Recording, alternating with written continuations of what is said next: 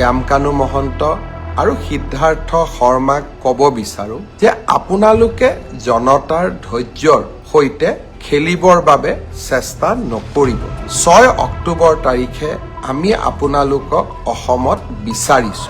জুবিনৰ হত্যাৰ প্ৰতিটো মুহূৰ্তৰ ঘটনা তন্ন তন্ন কৰি ৰাইজৰ আগত আপোনালোকে ক'ব লাগিব।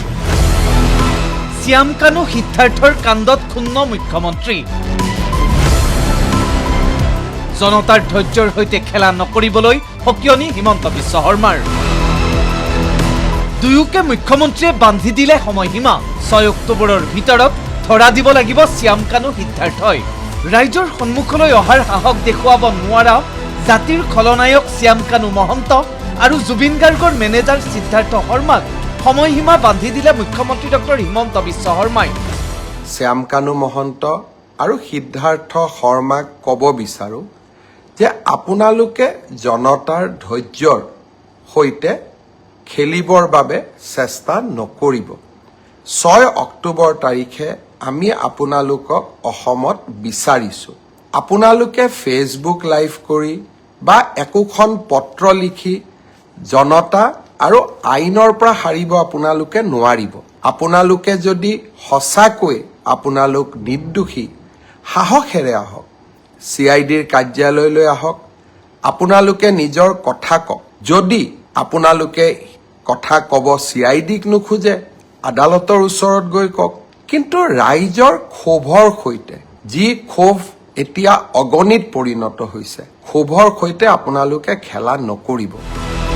জুবিনৰ হত্যাৰ উত্তৰ দিব লাগিব শ্যামকানু সিদ্ধাৰ্থই। শ্যামকানু সিদ্ধাৰ্থ নহয়, ৰাইজৰ ওচৰত শিৰনত কৰিব চৰকাৰে। জুবিনৰ হত্যাৰ প্ৰতিটো মুহূৰ্তৰ ঘটনা তন্ন তন্ন কৰি ৰাইজৰ আগত আপোনালোকে ক'ব লাগিব। আপোনালোকে কেতিয়াও নাভাবিব যে চৰকাৰ মনে মনে থাকিব আৰু চৰকাৰে ব্যৱস্থা নল'ব। এইখন চৰকাৰে অসমৰ ৰাইজৰ ওচৰত শিৰ নত কৰিব। সিদ্ধাৰ্থ শৰ্মা আৰু শ্যামকানু মহন্তৰ ওচৰত শিৰ নত নকৰে। মই সিদ্ধাৰ্থ শৰ্মা আৰু শ্যামকানু মহন্তক ক'ম যে ঘটনা প্ৰবাহ বহু দূৰলৈ যাব নিদিব। কোনোবাই যদি ভাবিব পাৰে যে আমি আদালতত যাম, এণ্টিচিপেটৰী বেইল ল'ম, ইণ্টাৰিম বেইল ল'ম, এই প্ৰচেষ্টাবিলাক কৰা উচিত নহয়। কাৰণ জুবিন এগৰাকী জাতীয় সম্পদ। শ্যামকানু সিদ্ধাৰ্থৰ বিৰুদ্ধে জাৰি লুক আউট নটিছ। ছিংগাপুৰৰ মৰণোত্তৰ পৰীক্ষাৰ প্ৰতিবেদনো বিচাৰিছে চৰকাৰে। ইতিমধ্যে সাজু হৈছে GMCHৰ মৰণোত্তৰ পৰীক্ষাৰ প্ৰতিবেদন। জুবিন গাৰ্গৰ শৰীৰত বিষৰ উপস্থিতি চাবলৈও চলিছে পৰীক্ষা। শ্যামকানু মহন্তৰ সকলো bank account, PAN card, credit card freeze কৰিছে চৰকাৰে। হাৰ্টথ্ৰব জুবিন গাৰ্গৰ ঘটনাৰ নিৰপেক্ষ তদন্তৰ বাবে গুৱাহাটী উচ্চ ন্যায়ালয়ৰ মুখ্য ন্যায়াধীশলৈ পত্ৰ মুখ্যমন্ত্ৰীৰ। ন্যায়িক আয়োগ গঠনৰ বাবে অনুৰোধ জনাইছে মুখ্যমন্ত্ৰীয়ে। অসম আৰক্ষীয়ে নোৱাৰাৰ দিনাই CBIক অৰ্পণ কৰিব তদন্তৰ দায়িত্ব।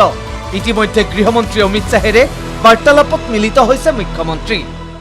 জুবিনৰ ঘটনাৰ নিৰপেক্ষ তদন্ত কৰিবৰ বাবে যোৱাকালি মই গুৱাহাটী উচ্চ ন্যায়ালয়ৰ মুখ্য ন্যায়াধীশক এখন চিঠি লিখিছোঁ যে এজন চিটিং জাজেৰে আপুনি এখন জুডিচিয়েল কমিশ্যনো গঠন কৰি দিয়ক। যদি পুলিচৰ তদন্তত কিবা ভুল থাকে, জুডিচিয়েল কমিশ্যনখনে যাতে আমাক তন্ন তন্নকৈ চাই থাকিব পাৰে। অৰ্থাৎ আমি ট্ৰান্সপাৰেন্সি আৰু স্বচ্ছতাৰ মাজেৰে এই তদন্তক আমি আগবঢ়াই লৈ যাব বিচাৰোঁ। যিদিনাখনে আমি অনুভৱ কৰিম যে অসম পুলিচে জুবিনক ন্যায় দিব নোৱাৰে, সিদিনাখনেই এই গোচৰ আমি CBIলৈকে পঠাই দিম। আজি ৰাতিপুৱা মই কেন্দ্ৰীয় গৃহমন্ত্ৰী ডাঙৰীয়াক জনাইছোঁ যে প্ৰয়োজন হ'লে এই গোচৰ মই CBIলৈকে পঠাম। জুবিন গাৰ্গৰ প্ৰতিটো মুহূৰ্তৰ হিচাপ অসমবাসীয়ে পাব লাগিব বুলি উল্লেখ কৰি মুখ্যমন্ত্ৰীৰ মন্তব্য। ধৈৰ্য হেৰুৱালে উপনীত হ'ব নোৱাৰিম আকাংক্ষিত লক্ষ্যত। জুবিনক ন্যায় দিয়াৰ দায়িত্ব প্ৰতিজন অসমবাসীৰ। জনতাৰ প্ৰতিনিধি হিচাপে বিফল হ'লে মুখ শাস্তি দিব বুলিও মন্তব্য মুখ্যমন্ত্ৰীৰ। আমি কেইজনমানে এই দায়িত্ব মূৰত তুলি ল'ব নালাগে। এই দায়িত্ব 3 কোটি অসমৰ জনতাই আজি মূৰত তুলি লৈছে আৰু জনতাৰ প্ৰতিনিধি হিচাপে এই দায়িত্ব মই নিষ্ঠাৰে আৰু সততাৰে সৈতে পালন কৰিম। যিদিনাখন মই বিফল হ'ম সিদিনাখন আপোনালোকে মোক শাস্তি দিব। কিছুমানে কৈছে যে ২৬ত ভোট নিদিওঁ। সি স্পষ্ট কথা, আমি যদি জুবিনক ন্যায় দিব নোৱাৰো আমাক আপোনালোকে কিয় ভোট? জুবিন গাৰ্গৰ ন্যায় বিচাৰি ৰাজপথত আন্দোলন কৰি গ্ৰেপ্তাৰ হোৱা অজয় ফুকন, ভিক্টৰ দাস সন্দৰ্ভতো প্ৰতিক্ৰিয়া ব্যক্ত কৰিছে মুখ্যমন্ত্ৰীয়ে। এজন ব্যক্তিৰ নাম অজয় ফুকন। জুবিনে জীৱন কালত কৈ গৈছিল যে এই ব্যক্তিজনৰ জৰিয়তে মোৰ লগত কোনেও সম্পৰ্ক নকৰিব। আৰু এইগৰাকী ব্যক্তিয়ে কংগ্ৰেছ দলৰ যোৱা চাবুৱা বিধানসভা সমষ্টিৰ প্ৰাৰ্থী আছিল। আনজন ন্যায় বিচৰা ব্যক্তি হ'ল ভিক্টৰ দাস। এগৰাকী সহজ সৰল ছোৱালীক কেনেকৈ গুৰুল কৰি এই ব্যক্তিজনে পিটিছিলে তাৰ প্ৰতিচ্ছবি এতিয়াও আমাৰ সন্মুখত পৰা আঁতৰি যোৱা নাই। মই ভাবো সিদিনাখন জুবিনেও কান্দিছিলে আৰু জুবিনেও এই ব্যক্তিজনৰ বিৰুদ্ধে ন্যায় বিচাৰিছে। লগতে মুখ্যমন্ত্ৰীৰ স্পষ্ট মত, জুবিন গাৰ্গৰ নামত চৰকাৰ বিৰোধী ৰাজনীতি নচলিব। জুবিনৰ নামত অসম নেপাল হ'ব দিব নোৱাৰি। ৰাইজক আইন হাতত নলবলৈ আহ্বান মুখ্যমন্ত্ৰীৰ। জুবিনৰ নামত চৰকাৰ বিৰোধী ৰাজনীতি হ'ব নোৱাৰে।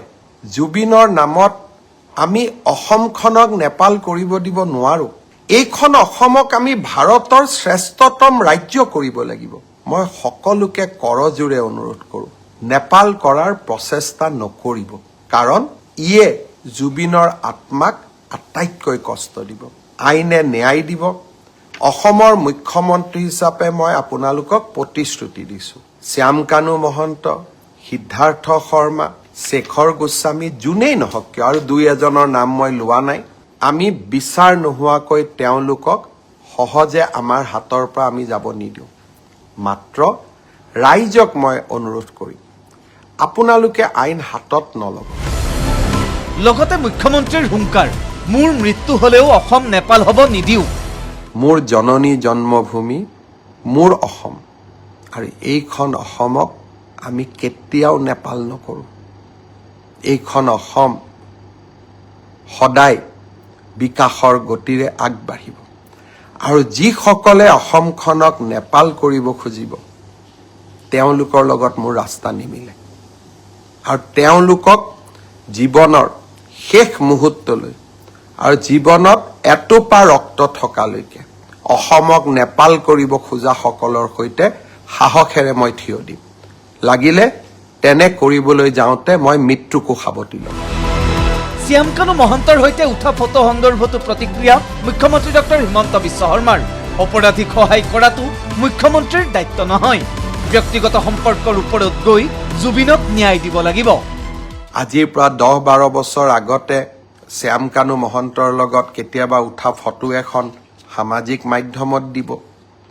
ঠিক তেনেকে অখিল গগৈও শ্যামকানু মহন্তৰ লগত ফটো উঠিছিলে, কাৰণ আমি সামাজিক ব্যক্তি। আজি ৰাতিপুৱাও 50-60 গৰাকী মানুহৰ লগত মই ফটো উঠি আহিছোঁ।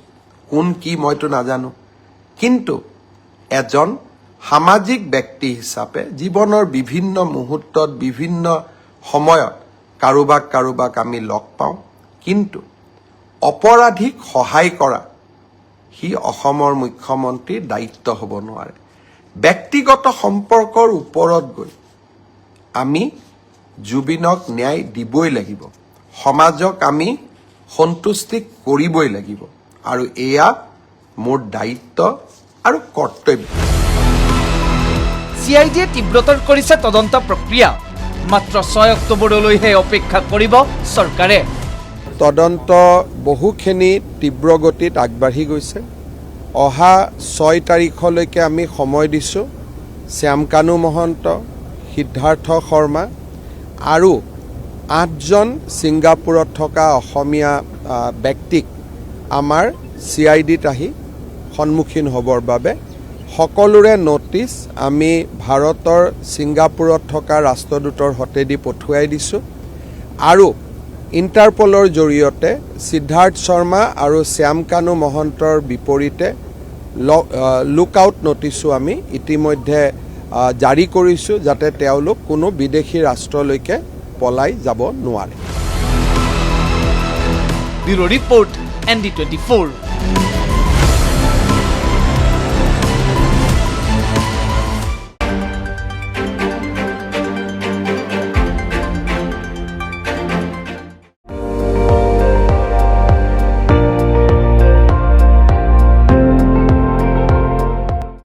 আপুনি চাই আছে ND24 সৰ্বশ্ৰেষ্ঠ নহয় সৰ্বোত্তমৰ দৌৰত।